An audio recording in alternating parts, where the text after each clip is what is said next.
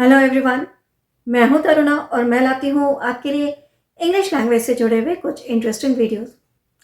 आज हम ऐसे दो वर्ड्स के बारे में बात करने जा रहे हैं जिनका मीनिंग बहुत हद तक सेम है और वो वर्ड्स हैं ADVERSE एडवर्स और AVERSE अवर्स।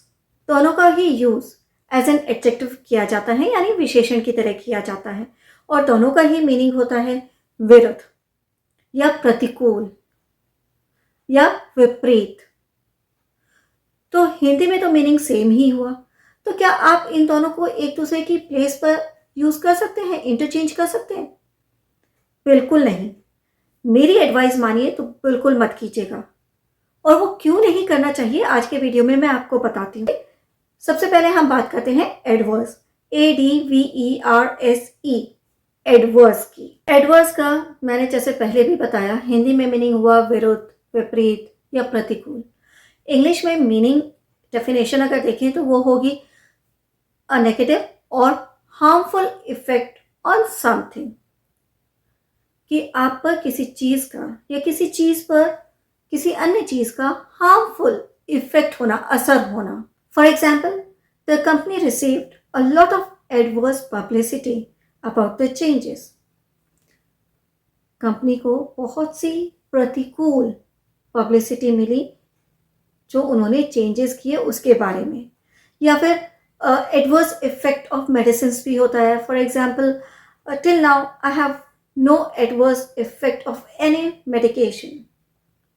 अभी तक मुझे किसी भी दवाई का कोई भी प्रतिकूल इफेक्ट नहीं हुआ, यानी हानिकर, हार्मफुल इफेक्ट नहीं हुआ। हानिकर भी आप इसका हिंदी मीनिंग की तरह यूज कर सकते हैं।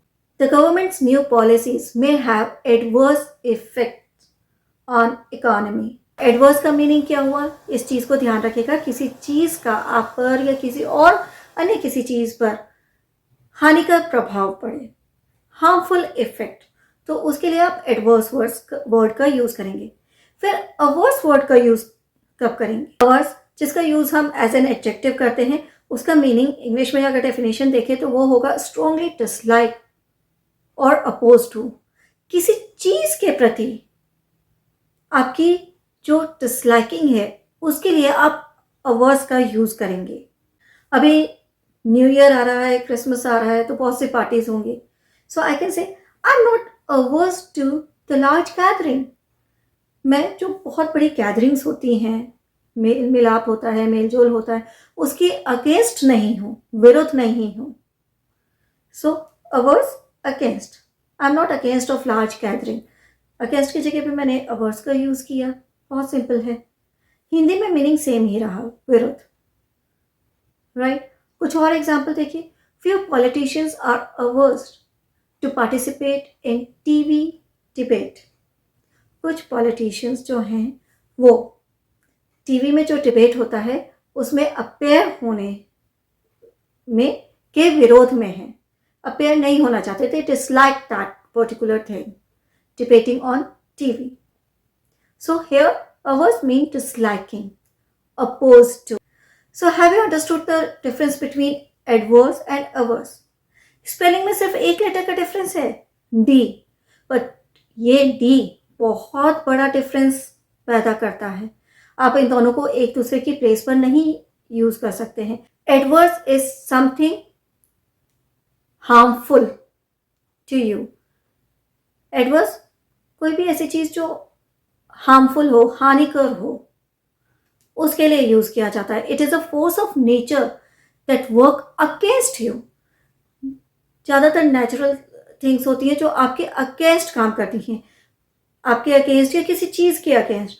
For example, rain storm may cause adverse conditions, but if you are against of something, remember, if you are against of something, you dislike something, then D को हटा दीजिए, use averse. Averse is a strong feeling of disliking, right?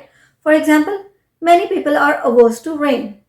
बहुत से लोगों को बारिश पसंद नहीं है, तो अब आप जल्दी से कमेंट सेक्शन में मुझे एडवर्स और अवर्स से एक एक सेंटेंसेस बनाकर ज़रूर बताइए। आई एम श्योर आपको आज का वीडियो अच्छा लगा होगा और आपके लिए इंटरेस्टिंग होने के साथ साथ इन्फॉर्मेटिव भी होगा। अगर आपको आज का वीडियो अच्छा लगा तो इसे लाइक करें और शेयर भी ज़रूर करें। साथ में अगर आपने हमारे चैनल को अभी तक सब्सक्राइब नहीं किया है तो अभी कीजिए। बेल आइकन को प्रेस करना मत भूलिएगा, क्योंकि तभी आपको हमारे अपकमिंग वीडियोस के नोटिफिकेशन इमीडिएटली मिलेंगे। मैं नेक्स्ट वीडियो में फिर से एक नए पेयर के साथ आऊँगी, कंफ्यूजिंग वर्ड पेयर के साथ आऊँगी और उसे डिटेल में समझाऊँगी। Till then, have a nice day, bye bye.